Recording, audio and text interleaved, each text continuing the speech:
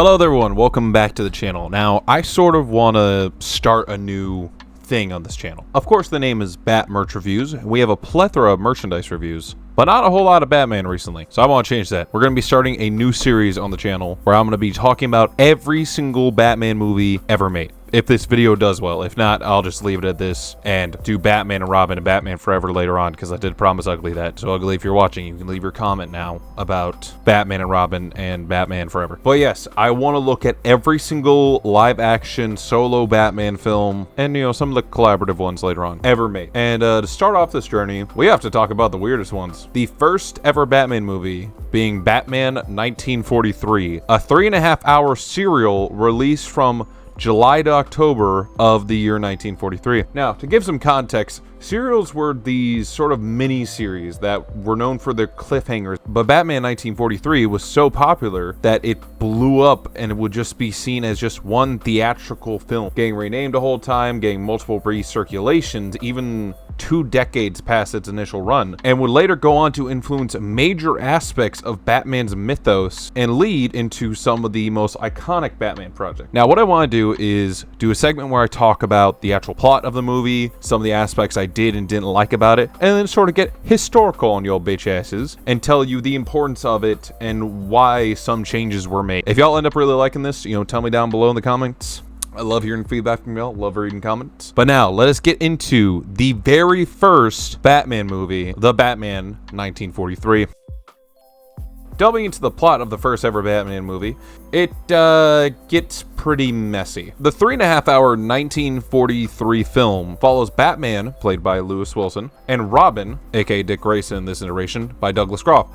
I will be ragging on the movie because, I mean, admittedly, it's kind of dumb. We can all admit that. I do have to thoroughly respect these two and a lot of the actors throughout this film, because not only do they do a pretty solid job adapting their characters for the screen, but you gotta realize the amount of weight was put on these guys. Because also, this film, not so fun fact, had basically zero budget, so they were doing some very risky stuff for not that much money. But yes, it follows Batman and Robin as they are aided by the US government and are essentially police in their own right. At multiple points throughout the film, they're actually given messages on how to solve certain things and are updated about the war progress against the Japanese. They are also help the police a lot and aren't actually police themselves, but are sort of seen as like co-cops kind of thing. They are working with the US government to stop a Japanese imperialist mad science doctor kind of guy named Dr. Tito Daka, who is played by a white guy doing Japanese face, as he builds like this anti-American syndicate filled with people who were apparently screwed over by the government. One of the people that he ends up kidnapping for this is actually Batman girlfriend's uncle, who is randomly released out of prison, except she doesn't know what he looks like and doesn't know what he sounds like. The reason he's making this syndicate is he's trying to make America into another version of Japan for the imperialist government of Japan. That's what they say, not me. And specifically, he needs the uncle to steal the city's radium supply for a weapon he made that is just a ray gun. We also find out that if you don't like it, he's gonna mind control you and then turn you into a zombie that has an implanted microphone that controls whatever you do just at the sound of his voice. Also, their headquarters is in a place that they refer to as Little Tokyo, and no joke, in the opening dialogue, reference that it's abandoned because of Japanese internment camps. So that's great. Throughout the rest of the 3 hours and stuff, there's multiple arcs with them trying to stop Dr. Daka and his crime syndicate / gang. And at one point, we actually see Bruce Wayne dress up as a pseudo Matches Malone kind of guy before I believe Matches Malone was even established in the comic, which I thought was thoroughly interesting. And we see him interrogate a person in the Batcave, which, fun fact, and once again, I'll get into the facts later, this was the first ever time in any form of Bat media that Batcave has been established. After all this crime and tribulations, the dynamic duo is able to stop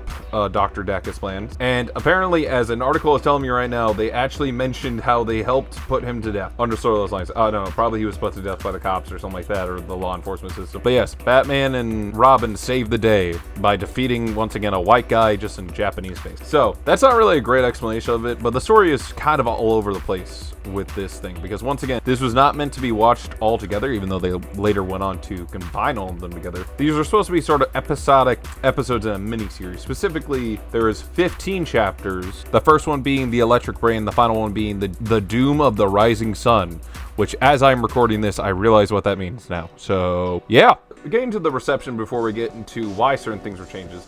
This film was extremely popular. Like I said, it was later banded together as a massive film. It would inspire a sequel, Batman and Robin, and then it was re-released in theaters, as this article is telling me, a total of 3 times, spanning almost 2 to 3 decades after its initial release, which the later one was titled An Evening with Batman and Robin, which I kind of like that name, I'm not gonna lie. But weirdly enough, due to the success of this, it would later go on to help make the 1966 TV show Batman featuring Adam West and Burt Ward, which then later went on to help the 1966 movie, which, I don't know, if we do good enough with this, I'll talk about it. Which is insane to me, because looking into it, they were initially trying to get the show by itself, which then people weren't receiving it too well. But then, once again, in 1965, there was a re-release in theaters that was so popular that then gained momentum to push out the Batman 1966 show, which is insane to me. This film that is essentially anti-Japanese pro-American war propaganda went on to influence literally every part of Batman, and you could possibly make the connection that it is the sole reason for Batman's success nowadays. Because once again, the 1966 show, I believe, is awesome and stuff, but also made mainstays in media. As I move away from the actual story of the Batman movie into more of a explanation on why this movie is the way it is and how it later changed the Batman character, I do want to shout out 13th Dimension, specifically Rob Kelly. He wrote a really good article which discusses the 1943 serial in a way that I thoroughly agree with and stuff. A lot of his points, you will probably see me reiterate throughout this, but I just want to give credit, is going to be one of the first lines in there, the article being the 1943 Batman serial, the highs and lows of the dynamic duo's screen debut. But yeah, I'll be linking that at the top one, and like I said, a lot of my stuff is just going to be kind of repeating what he says. The 1943 film was drastically altered from what it was initially going to be. I don't believe any of the initial script survived from anything like that, but the initial villain, which once again was going to be played by J. Carroll Nash, I must say Nash, was supposed to be the Joker. I believe there's actually a surviving picture of it. If I can find it, I'll put it on screen. But yes, it was initially supposed to be Joker, and it most likely would have followed a similar plot. Once again, Joker trying to take over the world and stuff, because back in those days, Joker was a very much more serious character than he is nowadays. Everything definitely changed because of World War II and most definitely Pearl Harbor, because Pearl Harbor was kind of a big fucking deal. It was one of the main reasons we entered into the conflict. The anti-Japanese or anti-Nazi thing was being pushed out by a majority of the media at the time, and the film was heavily influenced that. Once again, as I mentioned, what was supposed to be Joker was replaced into a agent for imperialist Japan. They mention internment camps in the first 9 minutes of the first chapter, and they sort of put that in a good light, and his whole entire motive is once again to turn America into a state for Japan, or like Japan's other kind of thing. This film was also extremely low budget, which meant a lot of the stuff they only had one take for. If you fuck up the take, then they can't exactly use it. And it caused a lot of the fight scenes to be really sloppy. I remember specifically, in one point, I think Batman's cape gets knocked the fuck off and then just stays on the floor, and then they have to edit it in a later scene. I'm pretty sure a lot of the stunts the actors actually had to do themselves, or there was barely any safety on there and stuff. Kind of talking out of my ass on this, but if you watch the movie itself, which I wouldn't recommend watching the entire thing. If you want to go ahead and watch 3.5 hours of old as hell 1940s Batman, you go ahead. I did in fact sit down and watch this thing, and it was kind of a chore. There's almost no gadgets throughout the entire film, except they're replaced with guns. The Batmobile is there, but it isn't the traditional kind. It is a 1939 Cadillac Series 61 convertible, which I'm gonna be honest with you, they are pretty fucking dope. And the literal difference between the Batmobile and Bruce Wayne's normal ride is if the top is down or not. They do mention that the film takes place in Gotham, but then they don't even try to make it look like Gotham. Apparently it just looks like LA at the time. And like I said, it's definitely those cheesy early effects. A lot of stuff was specifically changed because of also the ratings that were at the time, because they were super strict. To my memory, specifically, you can't see someone die on screen. If a person is like heroic, they have to work with the government. They can't be like a vigilante. And there was certain like sort of faux pas, like you gotta make some characters charismatic. You gotta make your hero like have a good message behind them and all that shit.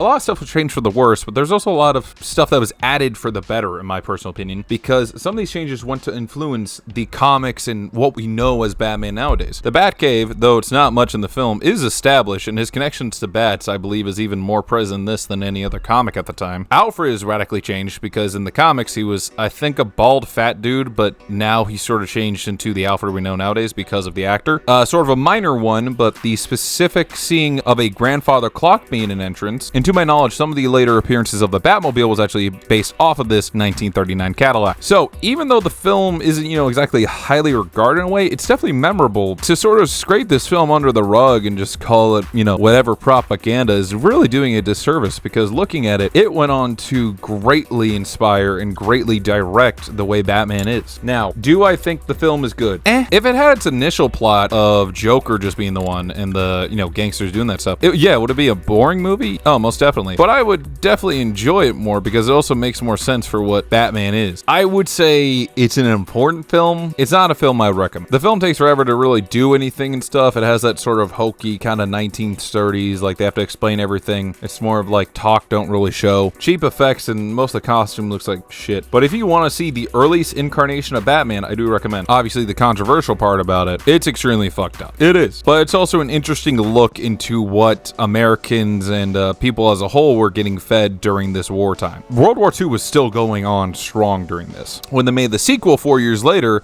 then, they focused on a whole different plot, I believe. But this one was still literally right after America entered the war. And having kids see their favorite superhero fighting against the Japanese, and truly horrific and interesting at the same time that we made those decisions back in the day. And also sort of gives us a chance to look back on what sort of propaganda could have been fueled during Vietnam, post 9/11, Bush era kind of shit. And hell, even what stuff is being pushed onto us now. So it's sort of an interesting thought experiment, if you will, to sort of look back on these films and look back on these pieces of media and see if we can draw some connections into modern media. Once again, would I recommend watching it? Nah. But, I gotta give credit to, I'm gonna specifically, say their names and stuff. Lewis Wilson, Douglas Croft, Shirley Patterson, and specifically William Austin as Alfred. I gotta give them all credit, because once again, they do a bang up job in my opinion. But yes, if y'all sort of like this one, I know it's kind of very similar to my no scripted kind of thing. And maybe one day I'll remake this video with further knowledge, because there is, I believe, a novelization made about this film, so that could lead us into more insight. But yeah, if y'all really enjoyed this shit, tell me down below. Y'all have a good night, good night, good night, good night. I'll be seeing you on the next one. Make sure not to die. Bye-bye.